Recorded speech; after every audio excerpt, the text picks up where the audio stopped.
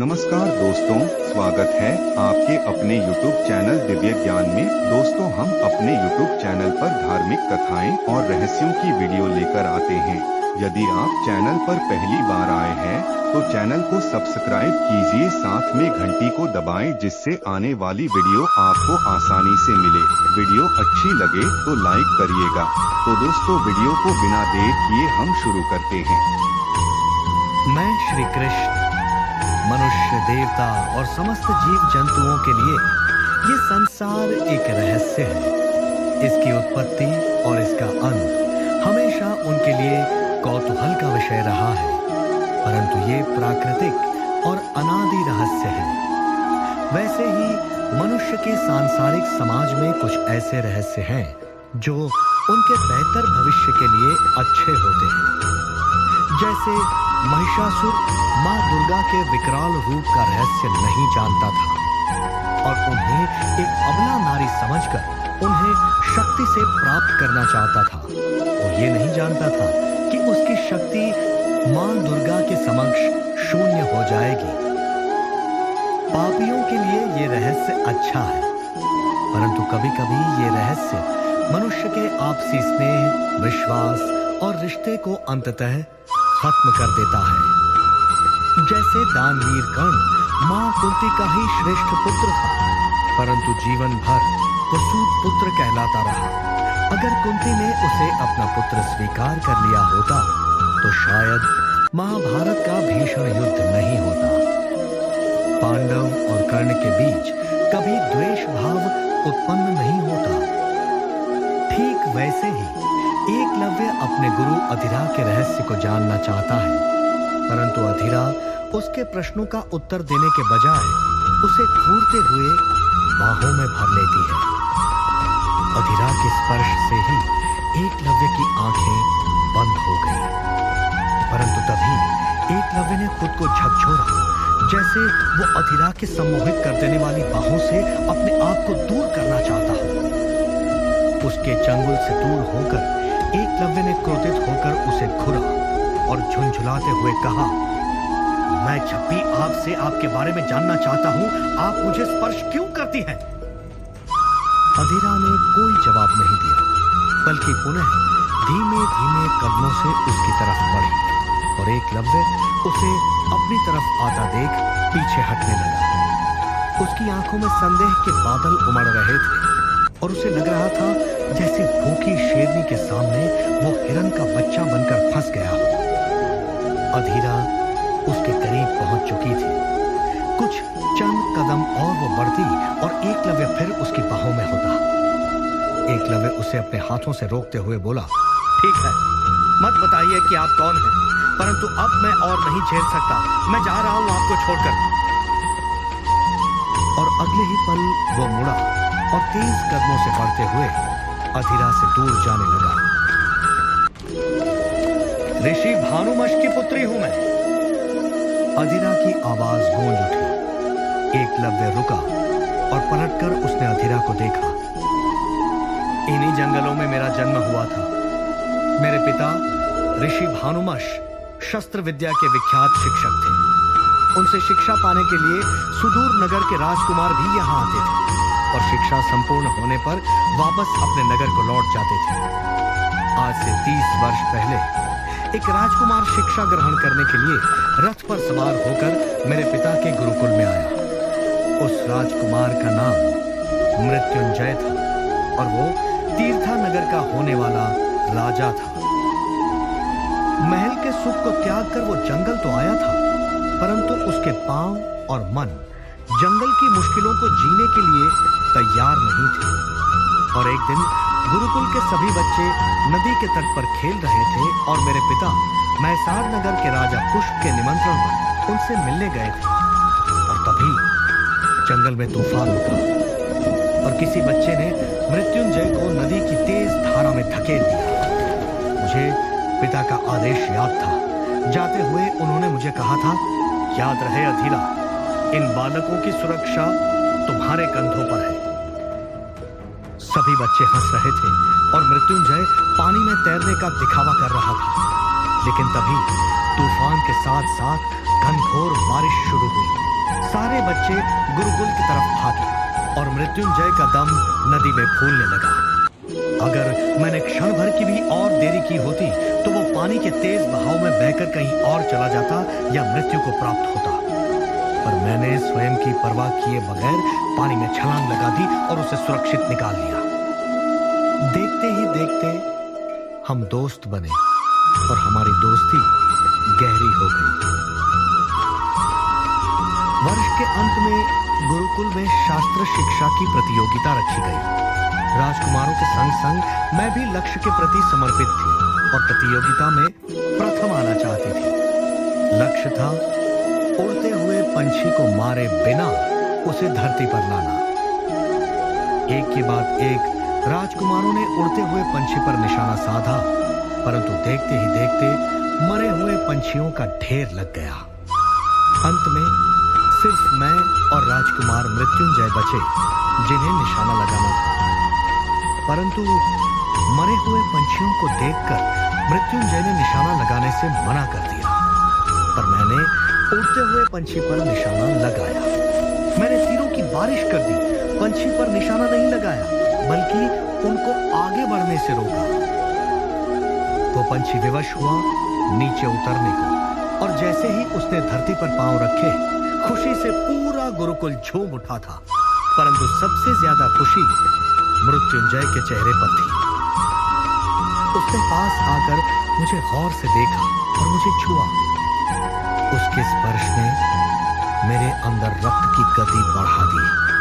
फिर उसने कहा, अधीरा, मुझे गर्व है तुम पर, तुम एक दिन महान योद्धा बनोगी। यह कहकर उसने मेरा हाथ थामा और देखते ही देखते हम दोनों बड़े हो गए। एक दूसरे का हाथ थामे हमारे हाथों की सीलन एक दूसरे की गर्माहट से सूख जाया करती थी। लेकिन तभी ये प्रेम कहानी मेरे पिता को पता चली। उन्होंने हम दोनों को बुलाया। गुरुकुल का खेल यहीं खत्म हो जाए तो उचित होगा राजकुमार। आप महल के राजा हैं, मेरी पुत्री जंगल की रानी। ये मिलन संभव ही नहीं है। मेरे पिता ने मृत्युंजय से कहा। मेरी तरफ देखते हुए मृत्युंजय ने कहा, ये खेल नहीं, मेरा प्रेम है गुरुदेव। मैं आपकी बेटी से गंधर्व विवाह करना चाहता हूं। स्नेह के सुखद आंसू ने मेरे शरीर को गुदगुदा दिया और मैं उसकी बाहों में खो गई, हमेशा हमेशा के लिए। कुछ ही दिन बाद हमारा गंधर्व विवाह हुआ और वो घड़ी आई जब मृत्युंजय की शिक्षा संपूर्ण हुई और गुरुकुल के नियमानुसार उसे तीर्था वापस लौटना था। गुरुकुल के दरवाजे पर रथ आकर खड़ा हुआ और मेरी बेचैन आंखों को देखते हुए उसने कहा, तुम्हारे बिना अब मैं जी नहीं सकता। तीर्था के नगरवासियों को उनकी रानी से परिचय कराने का समय आ गया है। मेरा इंतजार करना, बहुत जल्दी मैं वापस लौटूंगा। मधुर संगीत, नगरवासी और अपने पिता के संग, और तुम्हें अपनी संगिनी बनाकर ले जाऊंगा। और अगले ही पल रथ धूल उड़ाते हुए मेरी आंखों से ओझल हो गया। मृत्युंजय की आखिरी बात मेरे कानों में गूंज रही थी, मेरा इंतजार करना। वहीं दूसरी तरफ मंथी के लिए हिरण्यकश्यप का इंतजार खत्म हो चुका था। वो जानती थी मगध के सैनिक मंथी के संग उसे ढूंढ रहे हैं, उसे मारने के लिए।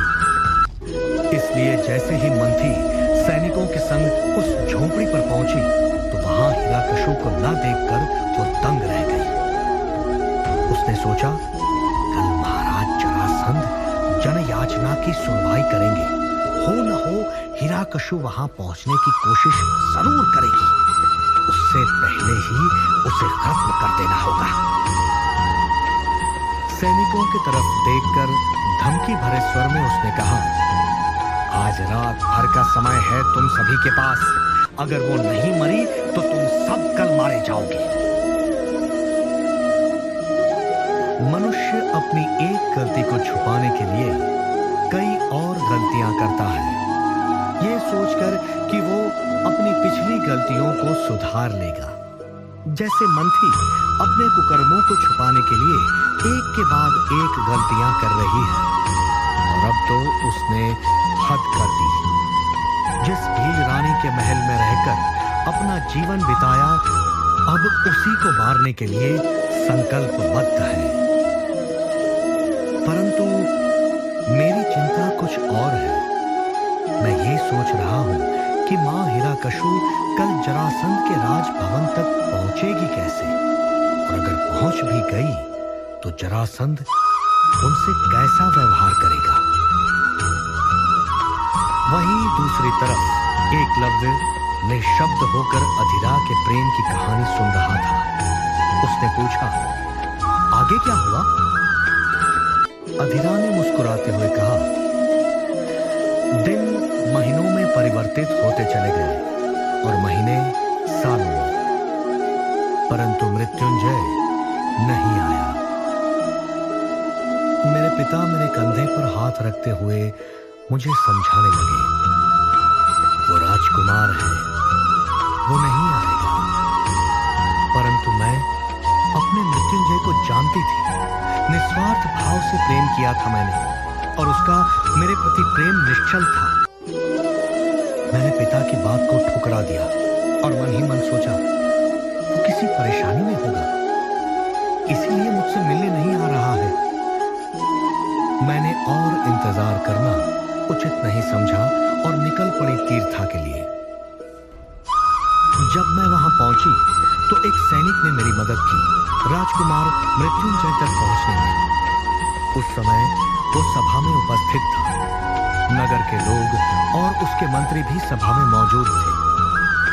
उसे सकुशल देखकर मैंने बहुत प्रसन्नता से उसकी तरफ देखा। उसने सैनिक से पूछा, ये महिला कौन है? सुनते ही मेरी आत्मा कांप उठी। मैंने कहा, मैं आपकी धर्म पत्नी हूं राजकुमार। सभा में सन्नाटा छा गया। घबराते हुए मृत्युंजय उठा और सभा को संबोधित करते हुए बोला, जंगल की बेटी महल के स्वप्न देख रही है, परंतु वो भूल गई कि महल को एक संस्कारी महिला चाहिए जो घर का काम संभाले, न कि शस्त्र उठाकर अभद्रता का परिचय दे। एक पल के लिए मुझे लगा, ये मृत्युंजय नहीं हो सकता। मेरा मृत्युंजय तो मुझे वीरांगना बुलाता था। उसे गर्व था मुझ पर जब मैं शस्त्र उठाती थी। परंतु मुझसे मेरा अपमान बर्दाश्त नहीं हुआ। मैंने ऊंची आवाज में कहा, एक कमजोर राजकुमार तीर्था की क्या रक्षा करेगा जो अपने प्राणों की रक्षा स्वयं नहीं कर सकता। गुस्से से तिलमिला उठा वो और कहा, चारों दिशाओं में कौन है वो जो मेरे धनुष बाण के सामने खड़ा हो सके? मैंने गर्व से अपना मस्तक ऊपर किया और कहा, राजकुमार, अगर ये चुनौती है तो मैं स्वीकार करती हूं। आप मुझसे युद्ध कीजिए। मृत्युंजय के पांव लड़खड़ा उठे और उसने कहा, मैं महिलाओं पर शस्त्र नहीं उठाता। जाओ, अपने पिता के घर का काम संभालो। महिलाओं के कंधों पर शस्त्र शोभा नहीं देते। महिलाओं का ये अपमान मैं बर्दाश्त नहीं कर पाई और मैंने घोषणा की, एक दिन इसी महिला की शिक्षा से तुम्हें हराऊंगी। तुम घुटनों के बल मेरे समक्ष आओगे गिड़गिड़ाते हुए। अधिरा की आंखों में आंसू देखकर एकलव्य का हृदय भर आया। वो आगे बढ़ा, उसने अधिरा के पांव छुए और कहा, मुझे माफ कीजिए गुरु माता, मैंने आपके बारे में बहुत अनुचित बातें सोची, परंतु आज से आप मेरी गुरु मां हैं। आपका आदेश मेरे लिए पत्थर की लकीर है। मुझे आदेश दे, मेरा अगला कार्य क्या है? मैसार की सेना मृत्युंजय को बंदी बनाने के लिए निकल चुकी है। जब वो उसे बंदी बनाकर मैसार की तरफ ले जाएंगे, तुम उनसे मृत्युंजय को लूटकर मेरे समक्ष बंदी बनाकर लाओगे। परंतु यह आसान नहीं है। उससे पहले तुम्हें आखिरी शिक्षा लेनी होगी।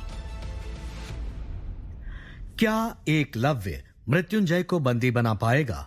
क्या अधिरा का स्वप्न कभी पूरा हो पाएगा? और क्या है वो आखिरी शिक्षा?